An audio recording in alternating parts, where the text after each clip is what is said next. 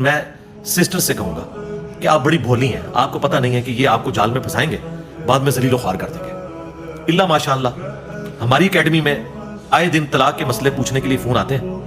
ہم جب کبھی ان سے کاؤنٹر کوسچن کرتے ہیں تو 90% کیسز میں وہ لو میرجز ہوتی ہیں۔ تو یہ کیا وجہ ہے کہ لو میرجز ناکام ہو رہی ہیں؟ کیونکہ انہوں نے زندگی کا ایک چھوٹا سا حصہ دیکھا، اس کے اوپر کنکلوڈ کر لیا۔ آپ کی بات درست ہے، قرآن بھی یہ بات کرتا ہے، فرائیڈ نے تو ابھی بات کی ہے نا کہ سب سے امپورٹنٹ جذبہ سیکس ہے۔ قرآن کہتا ہے زُیِّنَ لِلنَّاسِ حُبُّ الشَّهَوَاتِ مِنَ النِّسَاءِ، پہلے نمبر پہ عورتوں کو گنوایا ہے، مردوں کے لیے مزین کر دی گئی ہیں دنیا کی لذت کی جو چیزیں، ان میں سے ایک یہ۔ تو عورتیں عموماً تو بھولی ہوتی ہیں، مردوں کے اس چکر کے اندر آ جاتی ہیں یا لڑکوں کے چکر میں لڑکیاں آ جاتی ہیں، لیکن ان کو پتہ نہیں ہے کہ ان کا معاشرے میں اتنا ایکسپوجر نہیں ہے۔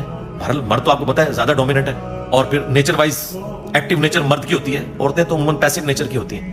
اس لیے اسلام نے عورت کے لیے یہ اسپیسیفائی کیا ہے کہ وہ ولی کی اجازت کے بغیر نکاح نہیں کر سکتی۔ یہ واضح حدیث ہے جامع ترمذی میں، سنن ابن ماجہ کے اندر، کہ جو عورت بغیر ولی کی اجازت کے نکاح کرے اس کا نکاح باطل ہے، وہ اسٹیبلش ہی نہیں ہوگا۔ کورٹ میرج کا اسلام میں کوئی تصور نہیں ہے۔ البتہ اگر لڑکی کا ولی یعنی اس کا باپ فوت ہو چکا ہے تو اس کا بڑا بھائی، وہ نہیں ہے تو اس کا چچا، یعنی قریبی مرد رشتہ دار، وہ اگر زندہ ہے اور وہ الاؤ کرتا ہے تو ٹھیک ہے، جا کے کورٹ میں میرج کرے، بھلے گھر میں کرے، لیکن عموماً کورٹ میں بھاگ کے میرج ہوتی ہے، اور بعد میں جو کچھ رزلٹ نکلتے ہیں بعض اوقات تو پھنسا کے لے جاتے ہیں، بعد میں پتہ چلتا ہے پورے گینگ نکل رہے ہیں، اینڈ رزلٹ کیا نکلتا ہے؟ پھر میڈیا کی زینت بنتی ہیں ساری کی ساری خبریں۔ تو وقتی طور پہ آپ میرے خیال ہے یونیورسٹیز میں جو لوگ پڑھ رہے ہیں وہ بہت زیادہ ضرورت سے زیادہ مذہبی بھی ہونے کی کوشش نہ کریں، نہ جماعتوں میں پڑھنے کی کوشش کریں، اور نہ اس طرح کی چھپی دوستیوں میں پڑھنے کی کوشش کریں۔ ان کی پہلی جو پرائورٹی ہے نا وہ تعلیم ہونی چاہیے۔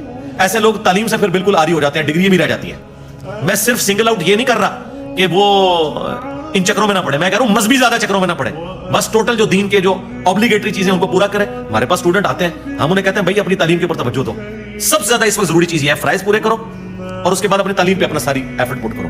باقی زیادہ لمبے چوڑے آپ کو تبلیغوں میں نکلنے کی، باقی سارے معاملات کرنے کی ضرورت نہیں، پوری زندگی پڑی ہوئی ہے، اور پھر آپ کو بعد میں پتہ چل جائے گا کہ کیا کچھ ہوگا آپ کے ساتھ۔ روزوں میں دین گھسا لیا ہے، کسی نے پگڑی میں، کسی نے سفید کرتا شلوار کے اندر دین گھسایا ہوا ہے، یعنی ان رسومات کا نام دین رکھ دیا ہوا ہے۔ دین بڑا مشکل ہے چلنا، روزانہ مرنا پڑتا ہے، اتنی بڑی بڑی آزمائشیں آتی ہیں۔ تو یہ ساری چیزیں سامنے ہوں گی نا، پھر یہ معاملہ ٹیکل کرنا آسان ہو جائے گا۔ پوسٹ پون کر لینا میرے بھائی، کوئی زندگی موت کا مسئلہ تو بھی بن گیا، 3 یا 4 سال کی ڈگری ہے نا، اس کو پوسٹ پون کر لیں۔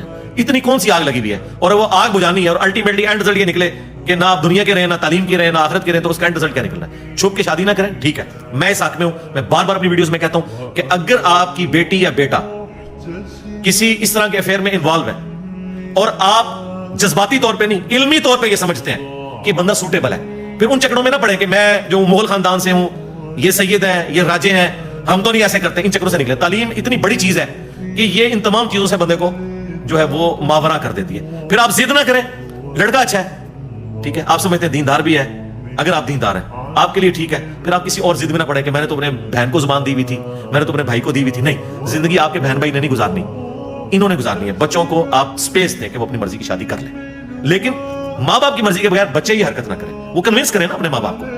اور اگر ماں باپ کنونس نہیں ہوتے اور آپ زبردستی کی حرکت کریں گے، مرد تو پھر بھی کر سکتا ہے، وہ آزاد ہے، عورت اگر یہ کرے گی اس کو تو اللہ نے اجازت نہیں دیا، اس کی وجہ کہ اس کا ایکسپوجر نہیں ہے، تو بعد میں پھر کیا ہوتا ہے؟ پھر غیرت کے نام کے اوپر قتل ہوتے ہیں، آپ کو پتہ ہے کیا کچھ نہیں ہوتا پوری زندگی۔ اب وہ عورت تو بھاگ گئی، کل کو وہ مرد بھی ناراض ہو جاتا ہے، یا سپوز کی ڈیتھ ہو جاتی ہے، وہ واپس کہاں آئے گی؟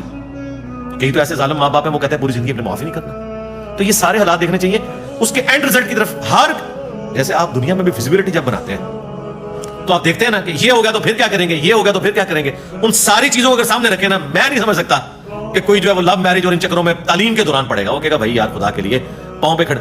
اللہ کے بندو، آج تو ایک ینگ شادی شدہ جوڑا اپنے بچوں کے پیمپرز کے پیسے نہیں پورے کر سکتا، نان و نفقہ تو دور کی بات ہے، جتنی مہنگائی ہے۔ تو شادی صرف اس چیز کا نام تو نہیں ہے کہ شادی سے پہلے بھی پب جی کھیل رہے تھے، بعد میں بھی پب جی کھیلیں گے۔ ایک خاندانی نظام ہے نا جس کو آپ نے لے کے چلنا ہے، جس میں رہائش ہے، بجلی کا بل ہے، گیس کا بل ہے، گھر والوں کا خرچہ ہے، سب کچھ یہ ساری چیزیں لے کے چلنی ہے نا۔ ابھی آپ پڑھ رہے ہیں، خود لے کے پیسے کھا رہے ہیں، اپنی جاب بھی نہیں لگی ہوئی ہے، اور ایک نیا آپ نے پنڈورا باکس کھول لیا ہے۔ کل کو آپ کیا کریں گے؟ ہم نے تو لوگوں کو برباد ہوتے ہوئے دیکھا ہے، پھر بعد میں وہ ادھار اٹھاتے ہیں، پھر نشے کرتے ہیں، کبھی سوئسائڈ کی ان کی رپورٹ بھی آ جاتی ہے کہ یہ ہو گیا وہ ہو گیا۔ یہ ساری چیزیں جڑی ہوئی ہیں۔ البتہ جو ماں باپ اسٹیبلش ہیں، اپنی اولاد کو وہ بزنس ٹرانسفر کر سکتے ہیں، باقی سارے حالات و واقعات فیوریبل ہیں، ان کو شادی میں دیر نہیں کرنی چاہیے، ٹھیک ہے۔ بچوں کو فوراً جو ہے فارغ کریں، ان کا خرچہ اٹھا لیں کچھ عرصے کے لیے۔